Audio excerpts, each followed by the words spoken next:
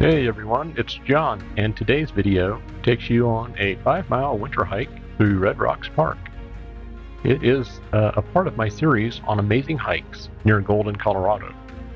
This 868-acre park is full of huge rock formations and is also home to the famous Red Rocks Amphitheatre. For this hike, I stitched together segments from various trails to create a memorable loop that gained about 1,000 feet of elevation, but was pretty easy overall.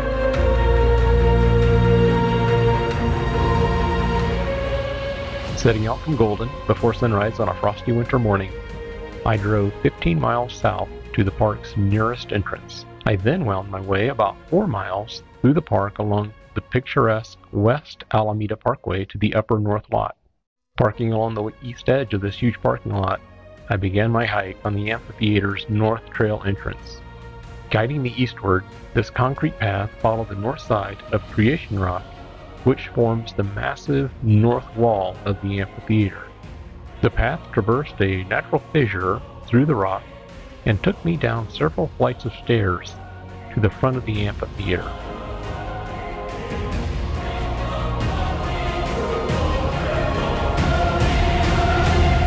The exceptional acoustics of Red Rocks inspired its first official concert in 1906. Later, after it was acquired by the city of Denver in 1927, renowned architect Burnham Hoyt was hired to transform it from a rough natural amphitheater into the iconic venue we see today.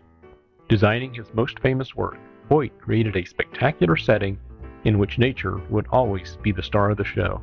Construction by the Civilian Conservation Corps, a part of Franklin D. Roosevelt's New Deal, was completed in 1941.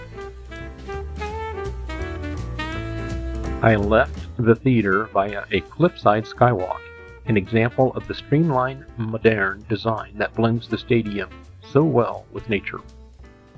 Crossing over Shiprock Road, I began the next section of my hike, the spectacular 1.4-mile Trading Post Loop Trail, which winds its way through some of the park's most intriguing rock formations. I am going counterclockwise around this gravel-surfaced loop, taking the long way to reach the trading post, which is actually just on the other side of this ginormous rock. After making my way down a long series of stone steps, I was caught off guard by an icy stretch of trail, remembering at this moment that all of my traction cleats were still hanging in my closet. I always seem to forget that during winter months in these foothills, new fallen snow quickly becomes hard-packed under hundreds of hiking boots and can linger in shady areas through weeks of warm weather. But somehow I survived this easy downhill section and was soon treated to a unique view of the trading post.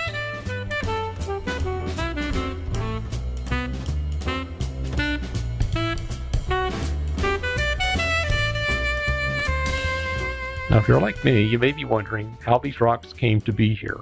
After some research, I discovered that about 300 million years ago, during a time when ancient continents were colliding, a mountainous island chain, the ancestral Rockies, was thrust up out of a tropical sea. As these mountains eroded, mud, sand, and gravel were deposited in layers along the edges of river deltas, such as the one that would have been located here at Red Rock. These deposits, rich in reddish iron oxide and pink feldspar, would eventually be overlain by thousands of feet of newer deposits, the weight of which would compress the layers into a sandstone conglomerate.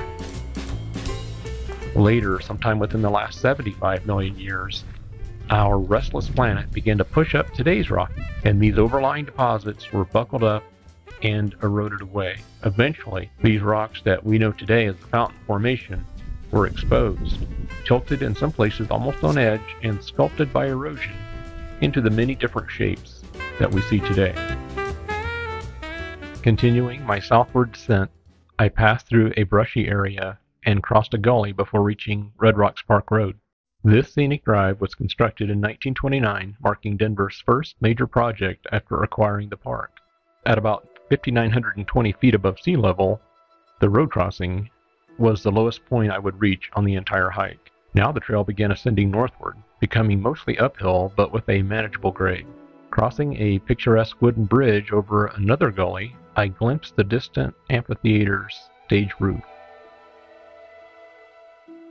Eventually, I reached a beautifully constructed stone wall, which meant I had arrived at the historic Red Rocks Trading Post, built in 1931. Originally known as the Indian Concession House, it provided diner fare for those spending the day exploring the park. Now it serves as a gift shop and home to the Colorado Music Hall of Fame.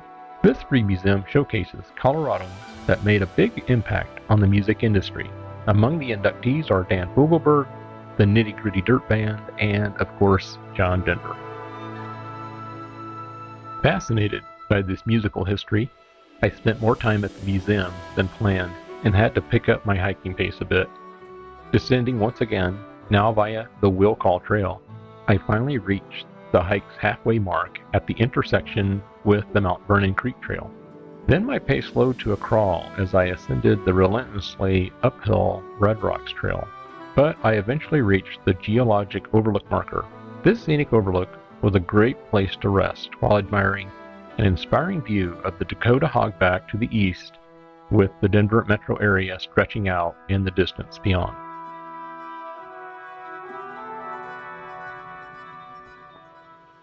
Back on the trail once again, I headed west up the geologic trail and began admiring views of the foothills that rise behind Red Rocks Park.